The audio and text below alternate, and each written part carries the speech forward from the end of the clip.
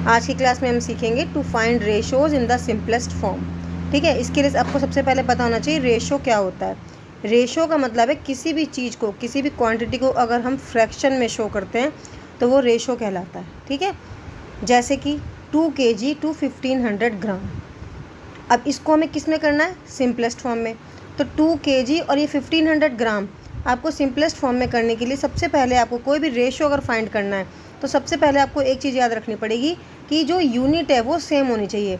यहाँ किलोग्राम का है रेशो और यहाँ ग्राम का है, तो आपको क्या करना है? 2 kg और 1500 ग्राम इन दोनों की यूनिट सेम करनी पड़ेगी। तो आप क्या करो, इजी मेथड यही होता है कि हम बिगर यूनिट को स्मॉलर यूनिट में कन्वर्ट कर देते हैं। जैसे हमारा किलोग्राम है तो इसको हम ग्राम में कन्वर्ट करेंगे। 1 kg कितना होता है? 1000 ग्राम। ठीक है, 1 kg होता है 1000 ग्राम। तो 2 kg कितना हो जाएगा? क्योंकि 1 kg 1000 है, 2 kg का निकालना है तो 2 से मल्टीप्लाई हो जाएगा, तो 2000 ग्राम। ठीक है, मैं थोड़ा बेसिक लेके चल रही हूँ। 2000 ग्राम।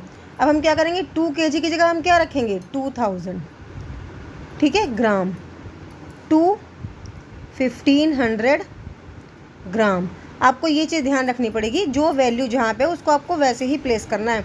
2 kg की जगह पे 2000 ग्राम लिखोगे और 1500 की जगह पे 1500, उल्टा नहीं करना है इसको। ठीक है, अब आप क्या करेंगे? इसका रेशो निकालना है, तो 2000 ग्राम रेशो 1500 ग्राम। रेशो को हम इन डॉट से शो करते हैं। अब इसमें हमें क्या करना है? 2000 ग्राम अपॉन 1500 ग्राम। अब इसको आप सॉल्व कर दो, इसे मतलब आप यूनिट कट गई। अब यहाँ पे क्या है? 20 से 20 काट दो। सिंपलेस्ट फॉर्म में करने का तरीका ये होता है, सबसे पहले अगर लास्ट में किसी में जीरोस दे रखे तो उनको हम ऐसे ही कट कर देते हैं। ये मैं आपको सिंपलेस्ट फॉर्म में बता रही हूँ। अब यहाँ आ गया आपका 20, यहाँ आ गया 15। 20 और 15 कौन सी टेबल से कटेंगे?